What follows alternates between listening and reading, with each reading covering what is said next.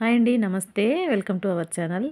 ఈరోజు మీ ముందుకైతే ఒక మంచి యూజ్‌ఫుల్ వీడియో తోటైతే వచ్చానండి. ఇదొచ్చేసి మనము రైస్ బ్యాగ్ ఉంటుంది కదా! మనం రైస్ తీసుకొచ్చుకుంటాం కదా! రైస్ బ్యాగ్ అనమాట. Empty rice bag. ఈ ఎంప్టీ రైస్ బ్యాగ్ తోటి వీటిని మనం ఎక్కువగా పారేస్తుంటాం కదండీ! వేస్ట్‌గా పనికిరావనేసి.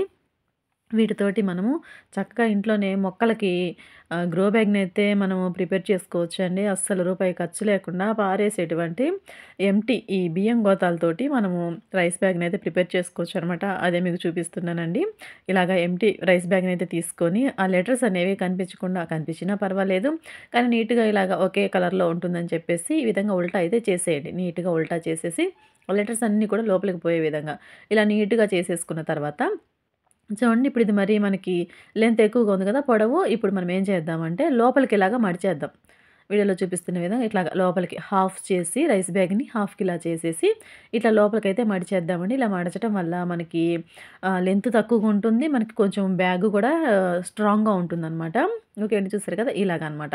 చక్కగా ఇలాగ మనం ఫోల్డ్ చేసేసుకోవచ్చు. మనం ఎంత కావాలంటే అంత లోపలికైతే ఫోల్డ్ చేసేసుకోవచ్చు అండి. చూసారు కదా! ఇలాగ మనకి ఈజీగా అయితే మనకి గ్రో బ్యాగ్ అయితే రెడీ అయిపోయిందండి. చక్కగా ఇప్పుడు మనం ఇందులో మొక్కలు పెట్టుకోవచ్చండి. అయితే ఎక్కువ రోజులైతే రాదు కానీ మినిమము 6 మంత్స్ పైనే వస్తుందండి. దాదాపు 1 ఇయర్ వరకు చక్కగా ఎక్కువ ఎండ తగలని ప్లేస్‌లో మనం పెట్టుకున్నామంటే 1 ఇయర్ వరకు కూడా వస్తాయన్నమాట.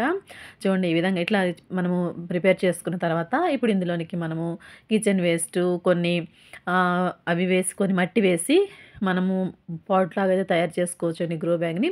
ఇవి ఇలా తయారు చేసుకున్న తర్వాత మనము కంపల్సరీగా దీనికి డ్రైనేజ్ హోల్స్‌నయితే పెట్టుకోవాలండి.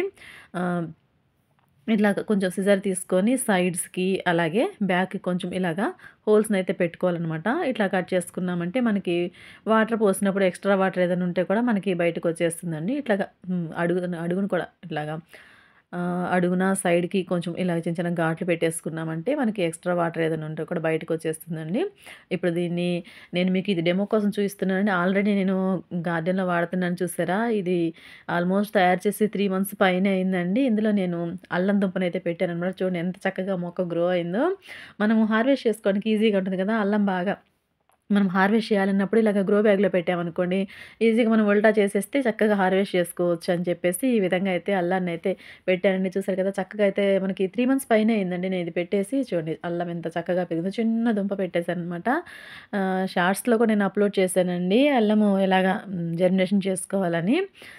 ఓకే అండి. అలాగే శనగల్ని కూడా నేను ప్లాంటింగ్ చేశానండి. చూసారు కదా! ఇదిగోండి చక్కగా హార్వెస్ట్ చేసుకోవడానికి ఈజీగా ఉంటుందని జెప్పేసి పెసర్లు, అలాగే శనగలు ఇలా పెట్టేసాను చూడండి. ఇవి కూడా 6 మంత్స్ అయితే అయిందనమాట. చక్కగానే ఉన్నాయి. యూజ్ అవుతుందండి. అలాగే ఇటు సైడ్ ఒక చిన్న పాలకూర విత్తనం కూడా పెట్టానండి. చూడండి పాలకూర. ఓకే అండి. ఇది ఇవాల్టి వీడియో. ఈ వీడియో అయితే మీకు తప్పకుండా యూజ్ అయింది అనుకుంటున్నాను.